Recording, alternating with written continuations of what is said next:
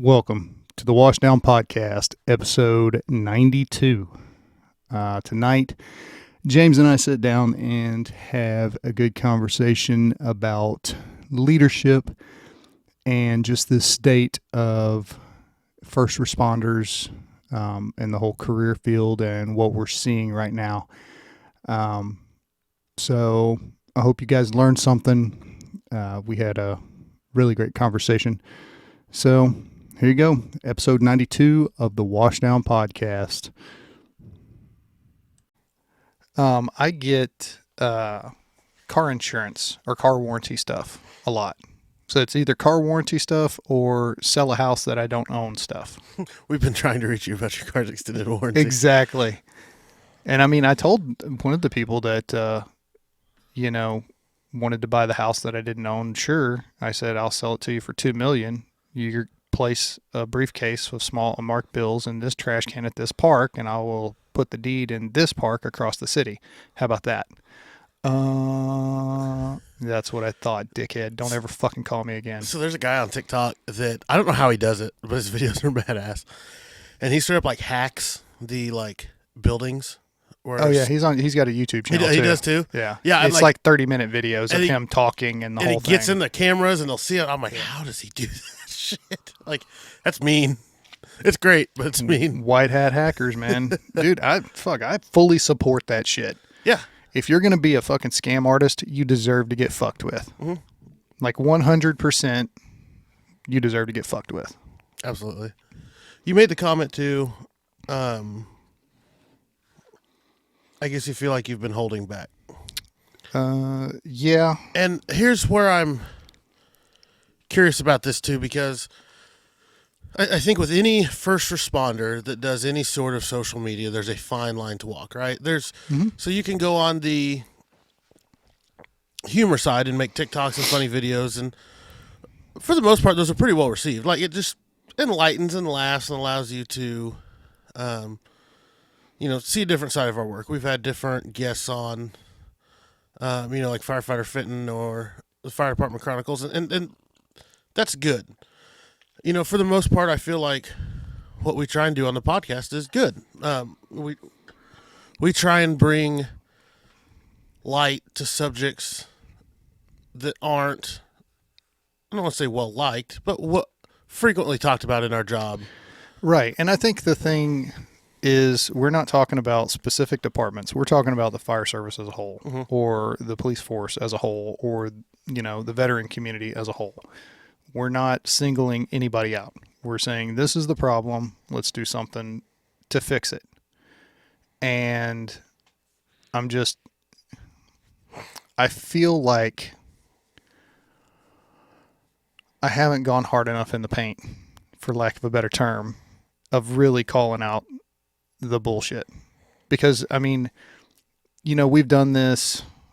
Later tonight, we will shoot our 92nd episode. So, and then there's a couple in there, I think, that we didn't get numbered, like Jay Thorne's for Veterans Outdoors. That didn't get a number for some reason. I don't even remember. I think there was you ran out of fingers? You're like, oh, shit. We shuffled the lineup. It was right about that time that we had some other people on, and we were like, okay, well, we need to release first, and then this one needs to go behind this person because they're kind of the same, or not the same, but it kind of ties in. Subjects tied in well together. But so we'll just call it 92 episodes, right? We've heard the same version, almost, we've heard a version of the same story for a vast majority of those episodes, right? It's fucking frustrating. And in almost every one of those stories, the people that have come on, they've had some form of leadership that's failed them at somewhere along the way, either leadership or culture with their organizations. And I'm just tired of not fucking speaking up. If it walks like a duck, quacks like a duck, it's a fucking duck. How toxic would you say the culture is in all first responder hood? And I say that because how many different subjects in our line of work can we have this exact same conversation about? Mm-hmm. Pretend it's not about mental health, right? Mm-hmm. What if it's about work conditions? What if Mm-hmm. it's about pay? What if it's about tactical decisions? What if it's about department SOPs and gags and gogs? There are so many massive failures in law enforcement and fire and EMS and healthcare that we just continue the status quo of like tradition. And I had this conversation with a leader on our department, and this was a year ago, middle of COVID, just staffing problems, same thing every department was facing.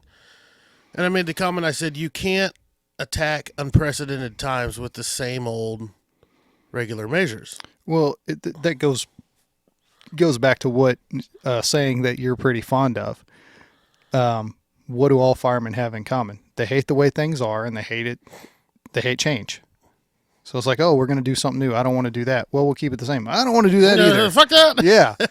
So, I mean, yeah, in general, yeah, we're just bitches, I guess. Well, but the problem is when that then seeps up into leadership, right? Yeah. And well, by and large, those people have come up through the ranks. Well, and here's the thing too, like, it is what it is. In our jobs, there's 2 career paths. That's good Black Rifle coffee. Not sponsored, but come on, Matt. There's 2 career paths, right? There's that of doing things the right way, being a cop's cop, a firefighter's firefighter, or there's the management career track. Yeah. And those 2 are not... They're not the same. In unison of each other. Mm-mm. No, you find that whenever you get promoted, you'll find that out real quick. And there are some that, I guess, you could say blur the lines very well. Mm-hmm. There are those in leadership that were like, hey, we like that guy. Mm-hmm.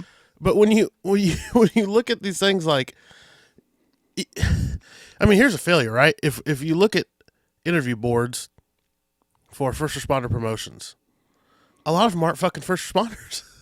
It's HR and it's school teachers and it's the CEO of Dave's Coffee down the street and some random citizen we offered $5 to on the street because we want a diverse panel for the people we represent. Well, that's cool, but the people we represent don't do our fucking job. Really? You mean the people? No, and I'm not saying anything bad about anybody in HR or anything else. They do their job. They're good at their job. HR doesn't ask firefighters to come in and handle HR issues. No, they have no understanding. Well, it's like, we go back to the whole culturally competent therapist argument. Well, do you have to have one or do you not? Well, we had, David Struther on, who is a therapist. He was a first responder. He was a Marine. And he's like, no, you don't have to have someone culturally competent. You just have to have someone who can empathize and connect, right? Which is 100% true. Mm-hmm. Now, you have someone who can empathize and connect, but is also culturally competent, that has an idea of what we do.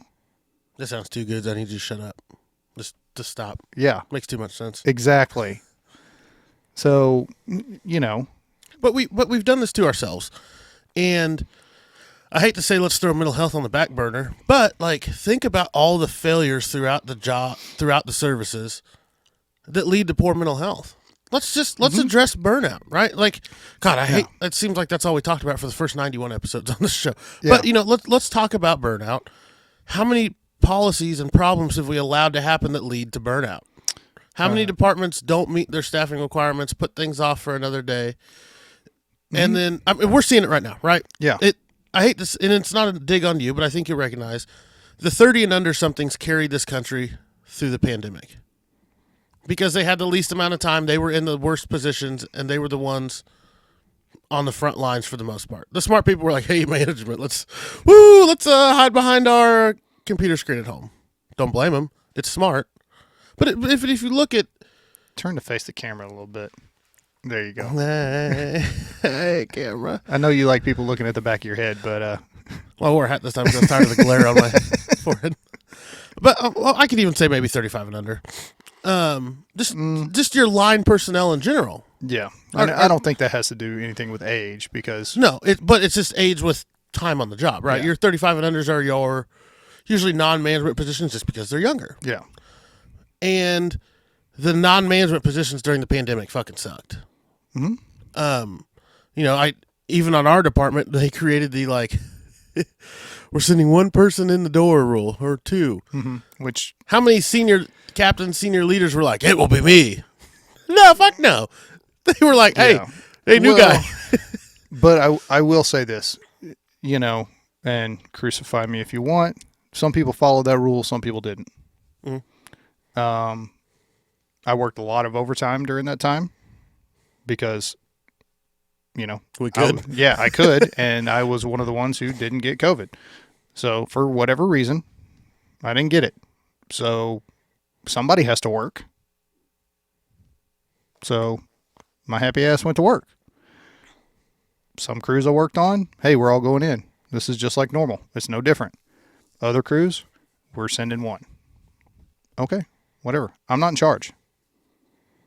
I wasn't promoted just yet. here for the money. Yeah, I'm just here for the party, man. Woo. But yeah, dude. I mean, but that goes back to different policies, procedures, and different standards, and how everybody follows those. It's interesting. I don't know whether I call my generation soft or not based off this, right? But let's look. I'm gonna make a stretch, but I swear I'll to God, call them soft. I'll bring this point home. Just hear me out, right? Mm-hmm. Wait, before you start, is this going to be a Nelson story? No, it's not a story. It's a point. Oh, well, okay, a Nelson point where it starts over here and then ends up way over here and not related to anything that you said at the beginning? Maybe. I don't know. Okay, continue. Let's look back at the greatest generation post World War II. Okay. We sent 16-year-olds plus. Some younger than that. Yeah. That lied. Yeah. Overseas to fight. God bless them. One of the bloodiest confrontations in the history of the world. It changed people. People saw things they shouldn't have ever seen. Mm-hmm. It was terrible. Mm-hmm. We brought them back, and we're like, hey, get to work. Mm-hmm. And they did. Mm-hmm. Our economy, our society boomed after that. Mm-hmm. They had kids. Literally, we have a generation named after it. Mm-hmm. And society just look at how the American society grew after that. Mm-hmm. And now my generation, we're 3 years into COVID, I guess, a year on the backside of it. We'll call it a 2-year pandemic for what it is. And we're burnt out. We're done. Mm-hmm. We're changing careers. Mm-hmm. We have staffing problems throughout all of fire, EMS, nursing. That was happening before the pandemic. And now it's like it's full-fledged. It was exacerbated. Yeah. Is that right? Is it wrong? Do we blame them for finding career choices? Because here's the thing: how many times do we say like, "Hey, if you don't want to be here, don't be here"? We'd respect you more if you said this isn't for you, than if you stayed in. You know what I mean? We say that all the time. Yeah. And now people are calling us out on it. We're like, well, shit. But we staffing. Yeah. You know what I mean? So I think whenever you start talking about that kind of stuff, and you start comparing generations, that's like talking about George Mikan, one of the all-time great centers in basketball. Played in the 50s. He was 6'6". You take George Mikan and you drop him to play against Jordan. Get destroyed. Yeah. Especially at that height. You can't compare. It's apples and oranges. So what I will say, though, is... Why is it, though? Hear me say on that. Because almost your points are kind of productive, right? You're saying an older guy would get killed today. But I'm saying the older guys would do so much better today. Well, so here, let me go down... We'll go down the rabbit hole, the generational rabbit hole, okay? So all those people come back from World War II, right? We know about PTSD now. We know about trauma. We know about TBI. All of those things. So, yes, they come back and they go to work. And they're fucked up. but they still continue to work and do all of that stuff, much like what a lot of people do today. They can still be functional. They're not healthy though. And they may do well at work because, work suffers last. Family life's terrible.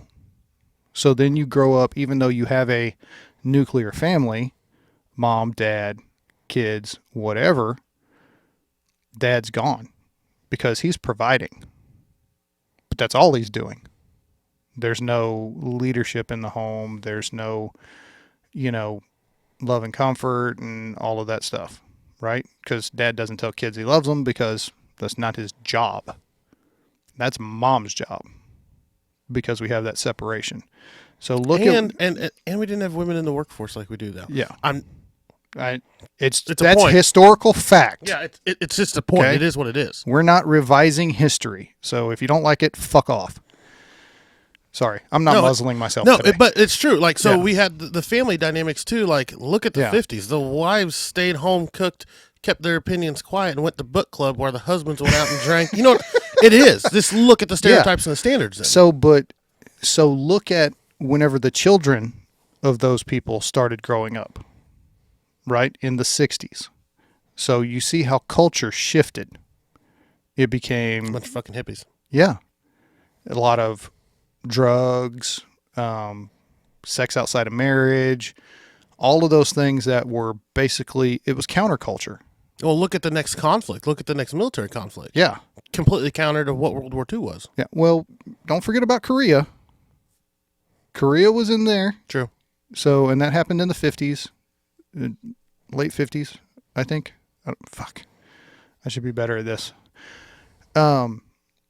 So you had that as well. And you had some veterans from World War II that fought in Korea as well. That's neither here nor there, and that's not what we're talking about. But you could see the culture of our country shift. So, and it really kind of goes back to that saying of hard times create strong men. Strong men create good times. Good times create weak men. So what happened is all of those people came back. For better or worse, they dealt with their problems how they dealt with them. For better or worse. But they made the country better, right? Or at least seemingly better. We were on the upswing. So then you get this counterculture movement. Now all of these kids start kind of veering off. And then you get the 60s, you get the flower children, the hippies. Then you start to move into the 70s, which, even takes it even further. So culture has shifted completely opposite of what it was in the 30s, 40s, and early 50s. I mean, just even in the 80s. I mean, you had the Wall Street, greed is good, the crack epidemic, and then you went into the 90s where all of a sudden everything's on MTV, and you're seeing all of this. Culture's becoming digital at this point. Exactly. It makes you wonder if we had Facebook starting in 1945. Do you think the suicide rate would have been higher?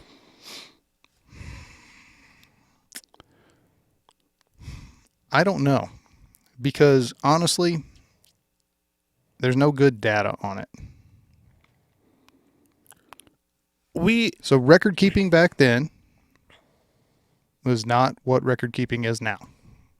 And even now those numbers get fudged. If you grew up and no one in your life had ever killed themselves and nobody ever talked about suicide and you'd never heard of it. Mm-hmm. If you were depressed, you wouldn't kill yourself. Because it's not a known option.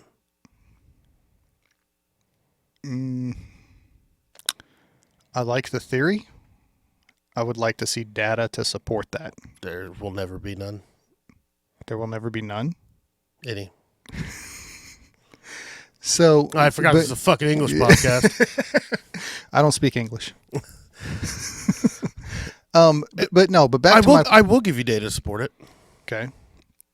There's an uptick in suicides in the United States for every celebrity suicide. Robin Williams, Chester Bennington. That's recorded. Yes. And in every like town or area where there's one. Like you'll see it at a high school, somebody commits suicide, then you get like the, I don't know, copycat suicides. That just sounds weird. But no, but also on that note, you get the same thing with crime. If you have like a school shooting, what's going to happen? You're going to see another one shortly. Mm-hmm. If you have like, let's say 3 or 4 cars that get broken into and it gets publicized on the news, what happens? All of a sudden there's a rash of cars getting broken into. So did the 40s and 50s have it right where we just shut up and we don't talk about it? I don't think so, because I think the 40s and 50s, and I'm not, please do not think that I'm shitting on that generation. It's a different time. We're going to have to bring Wallace on the podcast. That's what we're going to need to do. Yeah. Different time, different culture. But if you look at the children they raised and the country that those children formed whenever they became leaders and adults, then absolutely fucking not. Because we are not better off. I do not think we are better off culturally and socially than we were in the 30s and 40s.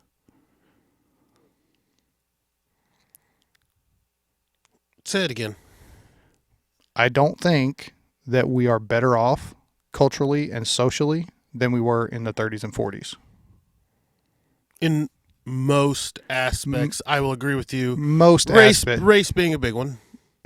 So, yeah, race being a big one. Also, gender equality, yes. Women in the workplace. Yes. Obviously, those things, yeah, you're going to have good progression as well as you're going to have shit progression. But, I mean, you look at what our national debt has turned into, what our national government has turned into. It's radical either way. There's no working man's. No, there's no middle class anymore. No matter what anybody might say, we're a dying breed, basically. And the middle class will be gone in the next 20 to 30 years. Period. It's just interesting, though, too. I don't know if we go back to the 80s and start this with MTV to where we truly just became plugged in. I think you have to go back further than that, though, because it started further back than that.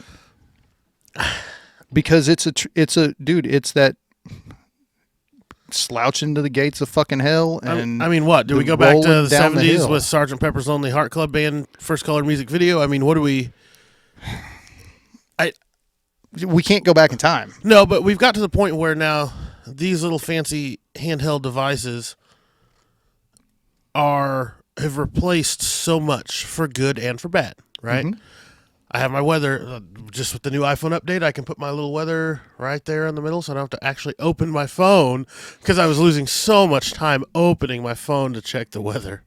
It was terrible. Man, that must free up so much of your day. I have so much more time for activities now. Yeah, you could do karate in the garage. Yeah. But like we rely on this, right? Mm-hmm. Like literally when AT&T, how many times have we seen like where Sprint, like their tower goes out for like an hour and people are like, stock up on supplies, the world's ending, I wish that would happen. But we've become so plugged in, it results in us being so disconnected. Mm-hmm. And we have lost our ability. We've lost a lot of face-to-face emotion with that. Mm-hmm. And I think with that, we've lost even more than we were already losing. Like if we're looking at a little spike graph, we're like, oh, look, there it goes. And then like 2,000 hits and it's like, yeah. Resiliency. Yeah. We've lost our problem-solving and resiliency skills. Mm-hmm. Well, all the other things in my life are instant. Why is this not instant? Mm-hmm. And it results in I'm either mad about it and I'm fighting and choosing violence, or I'm so sad I don't know what else to do. I'm just going to kill myself because it's going to be immediate. Mm-hmm. And well, think about it. Think about the way that children are raised nowadays. How many people have you seen? I won't say do you know, because, we're not putting anybody on blast. We're being PC and all that bullshit. Yeah, suck it. How many people, they're driving in the car, and you drive by them, and both the kids in the back or the kid in the back is on a tablet? Go to a restaurant. Mm-hmm. And here's the thing too. And we have known these people in our lives. Mm-hmm. The ones that kill themselves, and there wasn't any fixing that. Yeah. Like the guy Joe talked about that wrote all the letters. Like, mm-hmm. there are some like that's it. Yeah. And no matter what you do, it's almost like cancer. No matter what you throw at it, cancer's going to win. And still, I have to wonder if there was some point where that could have been. But here's the problem. Could have headed here's off the problem at the in our pass. society, right?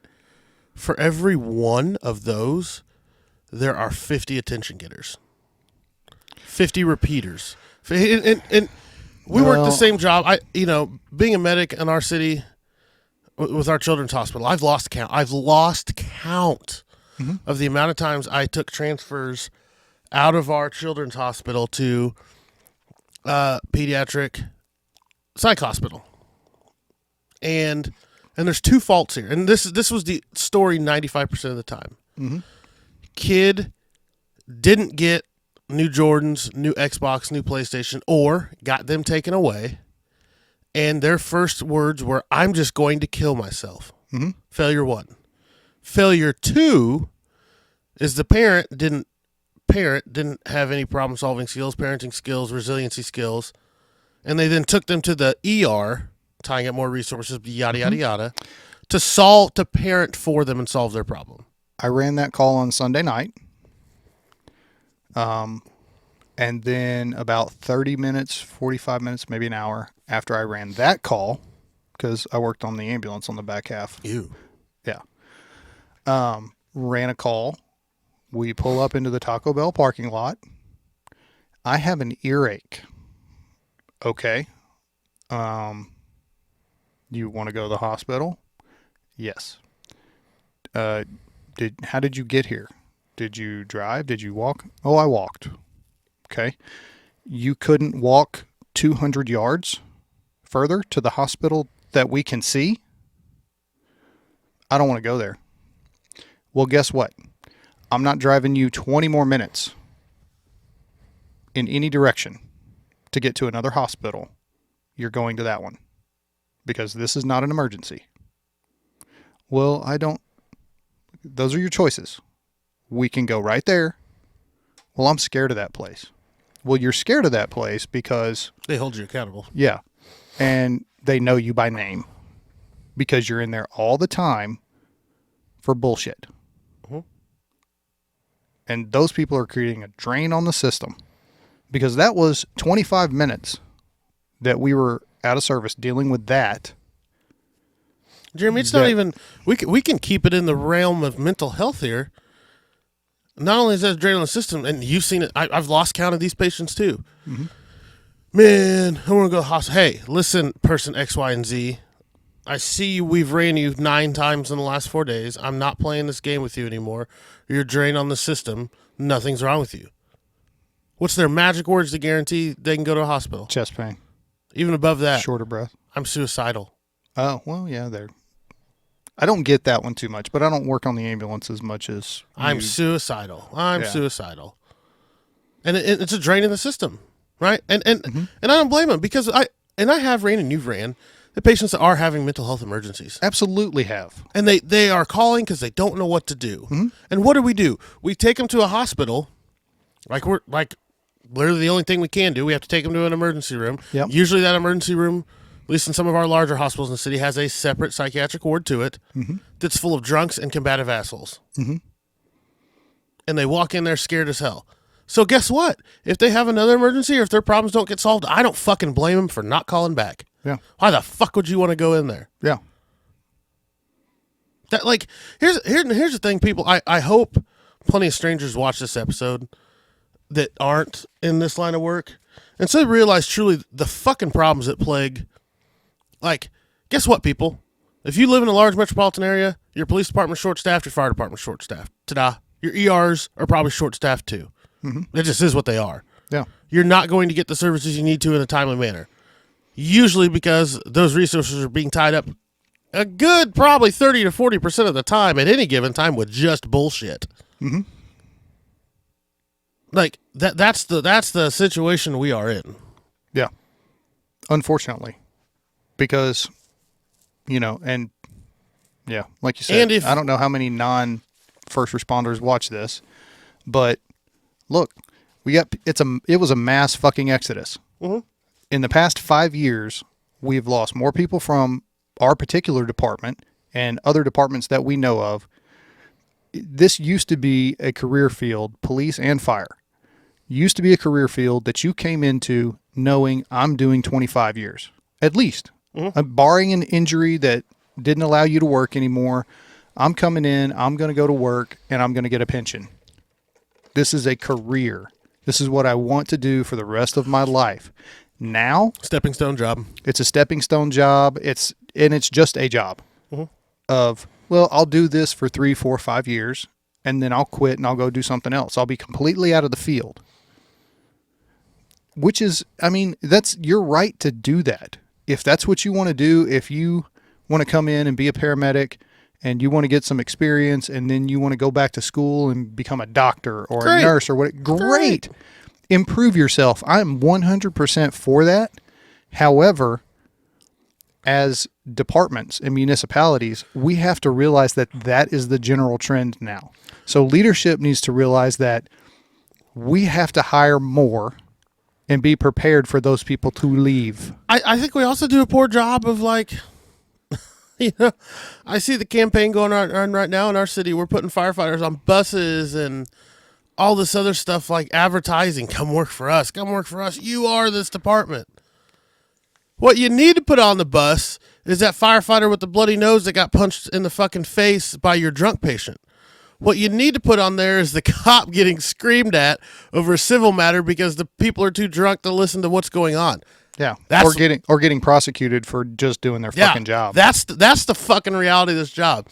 It's our own goddamn fault. We false advertise it. Come be a hero. Come serve your community. Come get shit on. Yeah, that's what it is. Yeah. Now let's reel it back in though, because that's not all the job is. We don't need to doom and gloom it to the point. No, it's still, but that's what's making people leave.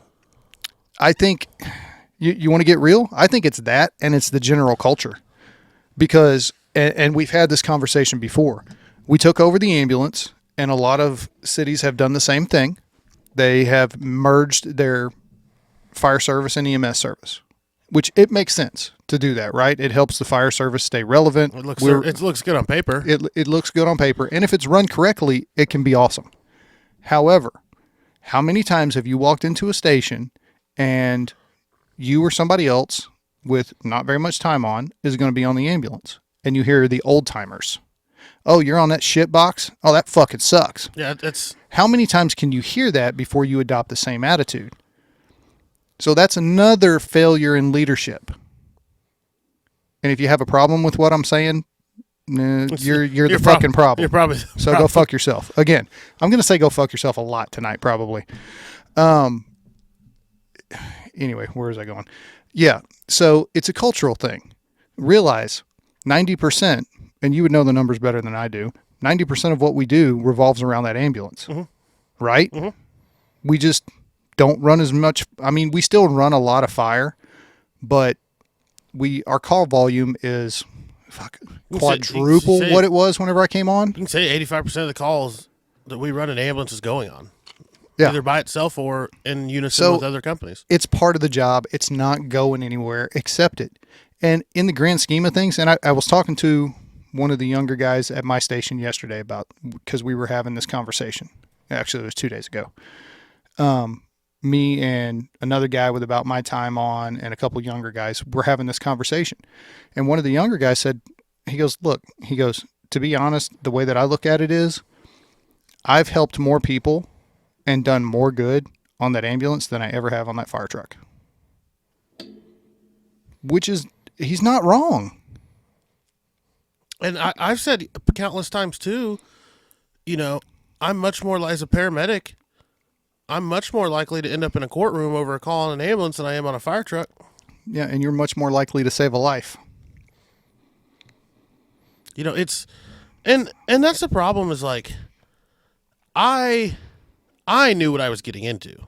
I was a medic before this, before getting on our department. Like, I knew a little bit of what the life was like. So, yeah, I was lucky in the fact that, I knew kind of what I was getting into, having done at least EMS before. But we advertised this like, hey, old Jimmy off the street, fresh out of high school, do you want to serve your community? Come on in. And we don't, like, it's just, it's no different than a relationship, right? If you put on a front that, like, look at me, look at all the good things I do, blah, blah, blah, blah, blah, and then we get in a relationship and they're like, oh, here's my skeletons in the closet. See, but that's not healthy. But that goes back to that conversation that we've had before of how do you prepare people for the job that they're coming into? Tell them the truth. Right, but do you think even if you told them the truth, all of the shit, that they would really understand until they see it? I mean, so here's an example. Like, in today's society, right? And you go to the police academy, you see a lot of dash cam videos, a lot of body cam videos. You break down scenarios, previous calls, you learn from them, right? Mm-hmm. We don't do that in the fire service. We don't do that in academies. In our academy, we don't. No. We don't discuss previous call. We talk. We have, in a 6-month academy of 6 8-hour days a week, there's an hour where somebody comes in and is like, hey, I'm here to talk about mental health. Quick sidebar. Yeah, quick sidebar on that because it just reminded me of something. We'll get back to that. I was scrolling through Instagram the other day, and it had a video from a training academy, and I don't know where, of this cadet throwing ladders. So, the deal. Throw shit. Know your shit, throw a ladder, right? How many ladders does it take at a fire? All of them. Then grab some more, right? Which is great. And a lot of the comments were, great job, yeah, awesome, that's cool, blah, blah, blah, blah, blah. Then a couple people were like, what the fuck? Why are you doing that? And they were getting hammered. And let me tell you why they were saying what the fuck. Because this cadet carried a roof ladder and a 24-foot ladder on his shoulder at the same time. What the fuck? Yeah. Then, when he got to their training building that he was putting them up against, he threw the ladder. Legitimately threw it. Yes. Then proceeded to raise it up incorrectly, spot it incorrectly. There was nothing right about what he was doing. But you have all of these people purporting to be career firefighters telling this kid, good job. Or this training academy, good job for teaching him this way. It's fucking stupid. It's a lot like lifting weights. Like, man, cool, he can bench 400 pounds, but his form's shit. Yeah. Like, just because you're doing it doesn't mean you're fantastic for doing it. Yeah. Like, yeah. One of my favorite guys on TikTok gets these videos of like middle school and high school kids throwing like 90 plus. And, people are putting them on there like, yeah, look at this kid. It'll just be like, ball. For every, and even like, what he did was just like 100-year-old lady throwing out a first pitch at like a Rangers game. Yeah. And he's like, ball. And people tore him up for it. He's like, what the fuck did you, like you can't call shit out anymore. Even in a funny way. But it was complete humor. Yeah. And people were like, oh my God, she's done more in your life than you ever will. Like, yeah. And then this guy was like, well, she still threw a ball. Yeah. Which is, but that goes back to the whole thing with how our culture has shifted. Like, even stand-up comedy is not safe anymore. No, God, one of the greatest. And here's the best thing. Black comics aren't even safe. Nope. It's true. It's true, right? Like, except for Dave Chappelle. He's not safe. Oh, he's safe because he don't give a He's fuck. safe on Netflix, but like still one community will go, like the LGBTQ plus community will still go after him. Like, yeah, but they're not making any headway. But, it's funny because like a white comic makes a black joke and they're like, oh my God, he's a racist, shut him down. And you're like, well, at least the black comics are safe and now Dave Chappelle's not even safe. Like, that guy tried to stab him on stage, for Christ's sake. Oh, Like, yeah. but do you remember, like, here's a great example. I hate to go back 20 years, but let's go back 20 years. Do you remember Chappelle's show? Mm-hmm. The racial draft? Yes. The most epic, like, the funniest fucking thing. The world would implode if that aired today. Oh, absolutely. Can you imagine them releasing Blazing Saddles now? Oh, my God. I'm surprised they haven't, like, banned it. So it was on TV. This was probably 6-8 months ago. It was on, I don't know, TNT, AMC, whatever. One of the old people networks. One of the old people networks, that us old people watch. It was completely bleeped out. Like, legitimately, all of the funny jokes, you couldn't hear any of them because they just cut the sound. Because it's not acceptable by today's standards. Now, I'm going to ask you because you're you and I'm me. Mm-hmm. Is that right or wrong? We do a great job in this country of, and it's the most, like, spoiled, rotten child thing I've ever heard of, right? It's like, if I'm like, hey, Jeremy, if you're a flat earther, Mm-hmm. and I'm like, hey, Jeremy, the earth's round, and you stick your fingers in your ears, you la la la as loud as you can and scream and say, I don't have to listen to you. And that's what we've done in a society, right? Like, oh, somebody may not agree with that somewhere in some foreign land at this certain time if you tilt your head to the left. We better just not show it. We don't want to offend anybody. And God forbid we get into political correctness and mental health, but I think it does play a huge factor in the game of resiliency. Yeah.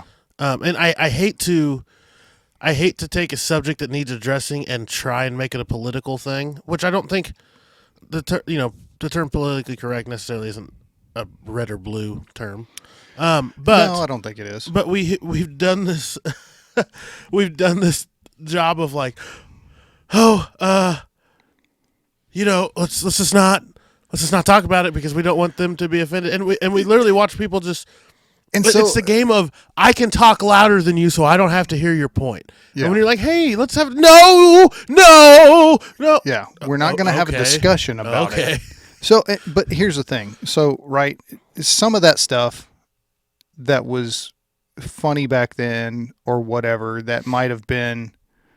Well, I mean, you use Blazing Saddles for an example. There's just some racist shit in that movie. I don't know how South Park's still on. I love it. I love every second of it. I don't either, and I don't like it. But anyway, whatever.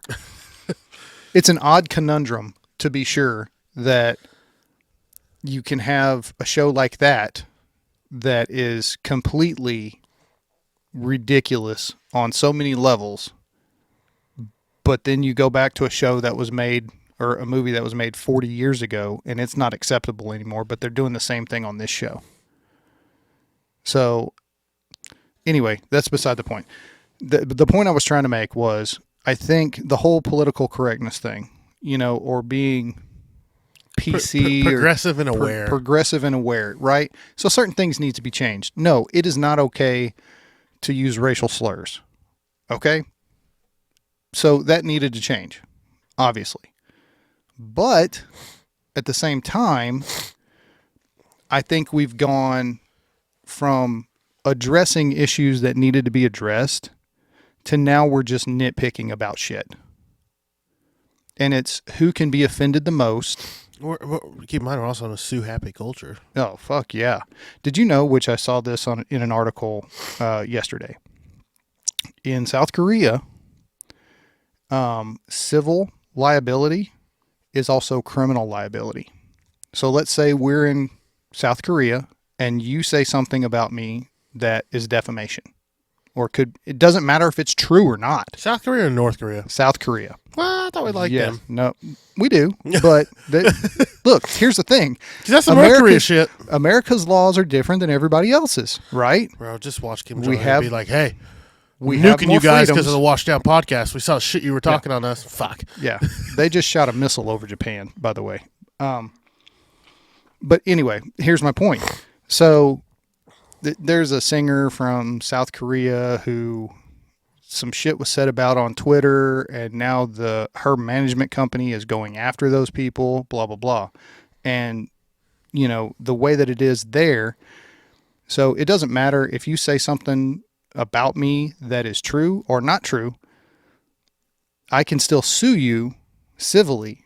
And if you are found guilty, for lack of a better word, then you will face criminal charges and go to jail and be fined and all this other stuff. So imagine if that was the law here. It would fix some problems, but also create more. Yes.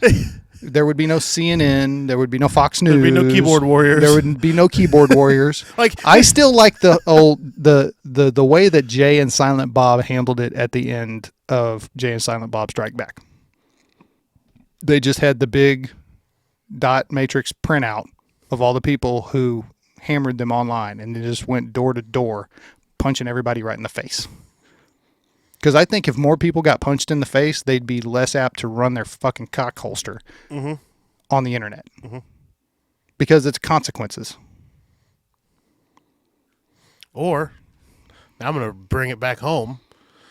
If in public service, sometimes management had to follow through with the protocols they dictate and create, bet you they wouldn't create them. Yeah. So I will say this. The word minimum staffing is a fun word to use till you're minimally staffed and you're the staff. Yeah. That's got to be a hard job. And I don't want to throw anybody under the bus or say they're doing things wrong or right or whatever. That's not for me to say. I do know that decisions at that high of a leadership level, there's a lot that goes into it, right? Because you're accountable to the city, you're accountable to the department, and you're accountable to your membership. And so that's where it's interesting with a lot of, at least I'll say, I don't know hospital nurse union structure much, but I do know FOP and fire union structure. And there's always this, I hate to say power struggle, but I guess you could call it, because you have the membership, they're your staff. You have a union or an FOP that represents them. You have administration or management in that company or in that department. And that can be a power struggle amongst itself. And God forbid that all those talking heads are on the same point, then you still have your municipality government over them. And so I said it, and I told you this a few days ago. I sat in a meeting with, some of our upper management. It was a good discussion, and as much as I do like to bitch sometimes, I am kind of humbled or reminded that, they fight a good fight too. And just, and they made a comment. They're like, hey, we wanted to do this program, and this program that you guys have been asking for, but city legal, city HR got their hands in it, and they wanted to push this agenda and that agenda with it, so we're just not going to do it. Yeah. There's so many fucking hands in the pie.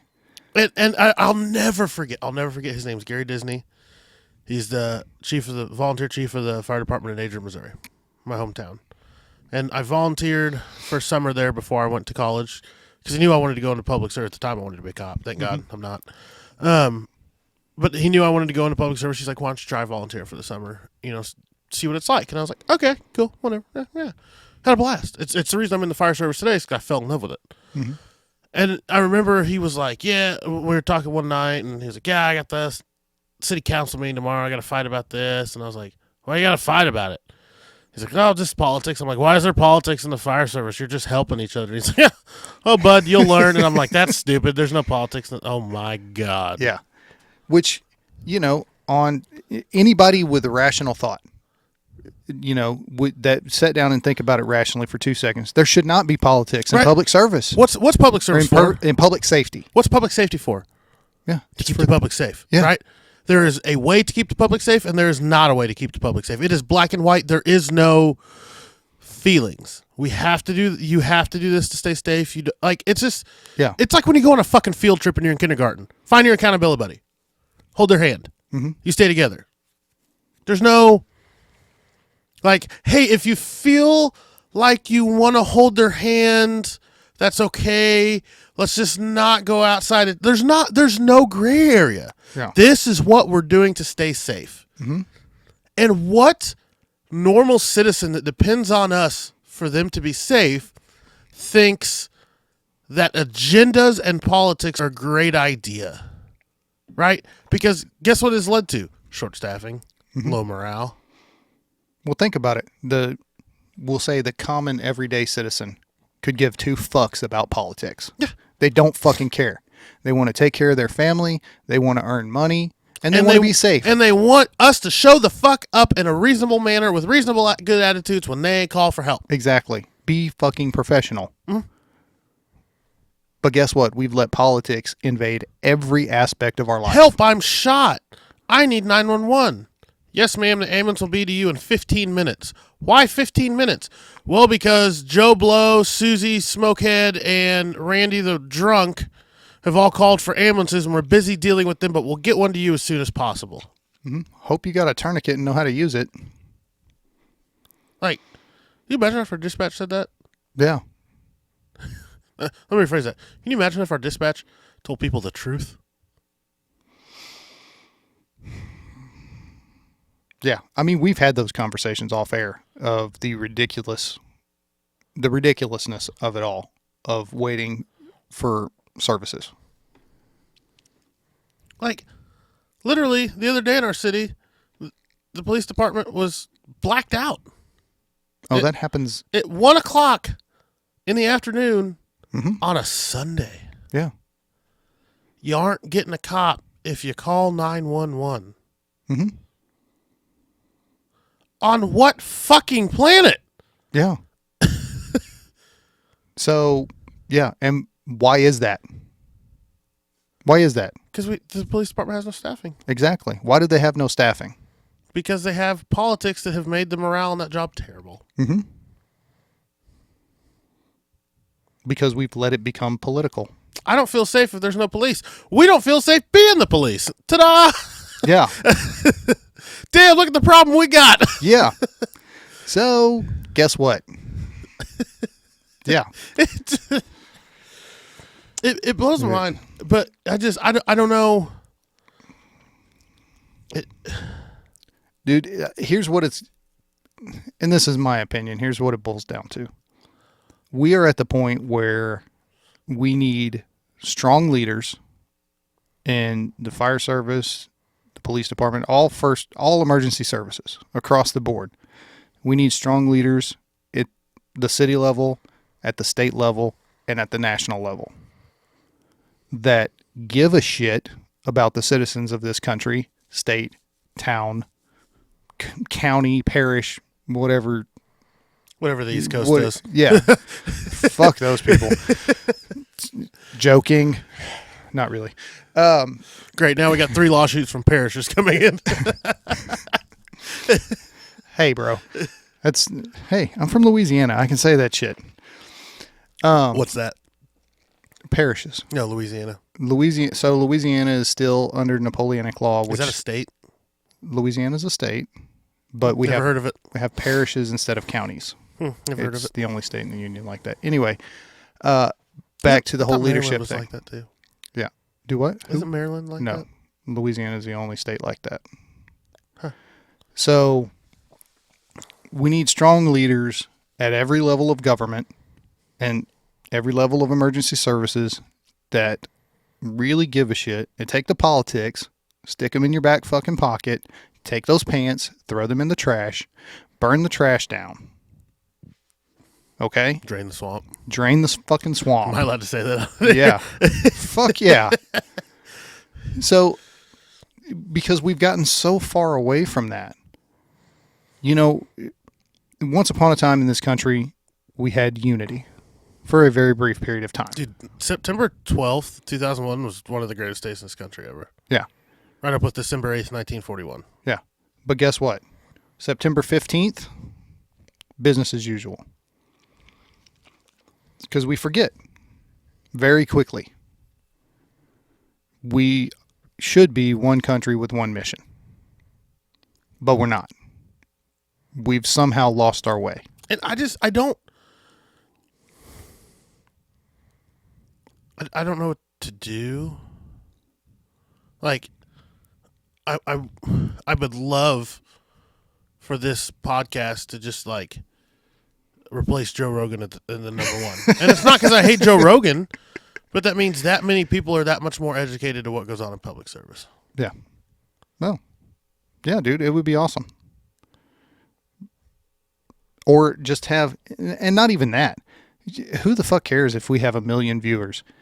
How about this? How about we have 50 other podcasts that are just like this, giving the same fucking message? How about we have Joe Rogan, who has, what, how many people watch his podcast? Like 18 trillion, I think. Exactly. Yeah. And some people on Mars, too. Yeah. And, aliens and Centurion or whatever. When they released the Hubble telescope images, there were people listening to Joe Rogan on it. Yeah, they had T-shirts. Mm. But how about he talks about it? How about whoever the big podcasters are, how about mainstream media get their head out of their... No, wait. Listen. Common sense. Wait. Stop it. Wait. Mainstream media, get your fucking head out of your ass. Actually start reporting the news and stop doing editorials and fucking tell people what's going on about shit that matters. No, they were too busy running editorials about how Patrick Mahomes isn't a team player. About shit.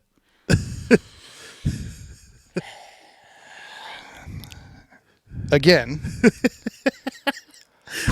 we go back to the priorities and what's really fucking important.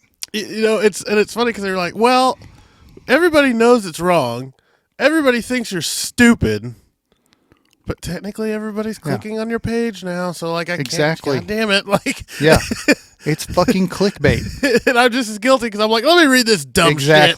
How many times have you clicked on an article because of the headline, then read the article and it didn't match what was the headline? Yeah, or like today they're like, NFL rookie running back for our team suspended for 6 games. Of course, we're all thinking it's like our standout rookie, and I'm like, oh, shit. So I click on it, and it's like, practice squad. I'm like, God damn, get fucked. Who the fuck is that guy? Fucked. I was so mad. Yeah.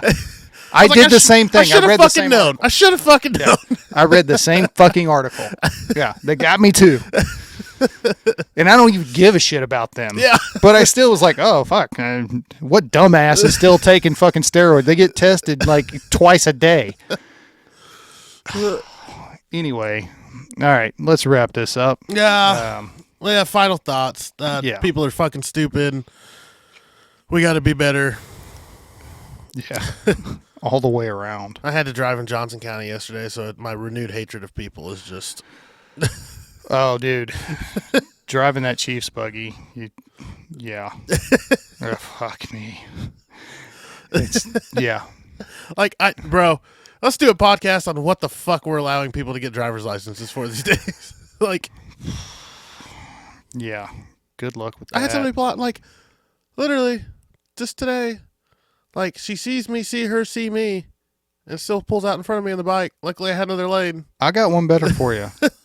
I'm sitting at a stop sign in the right-hand turn lane. Car pulls up next to me in the left-hand turn lane.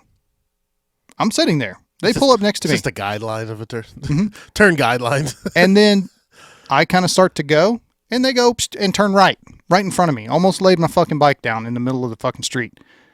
And I'm like, are you fucking... Turn guidelines. Really? Was it a solid line or a striped line? That's just a recommendation.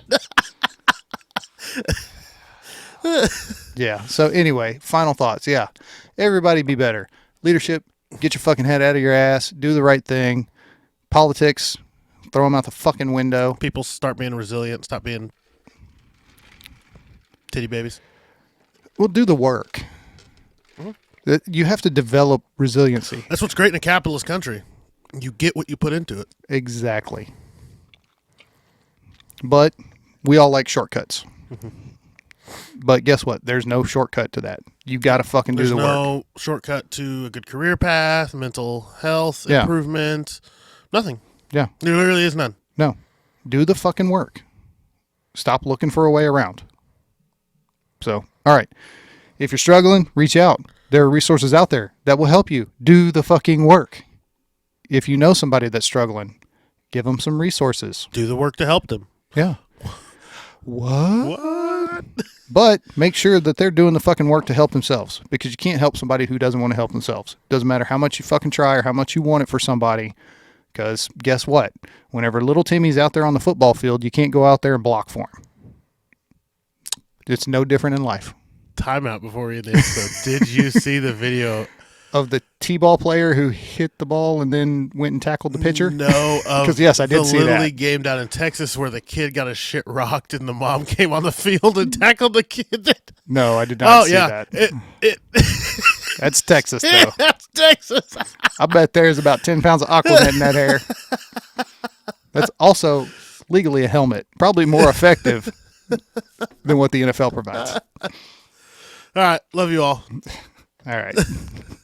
And thanks for watching. See you next time. Don't be a dick.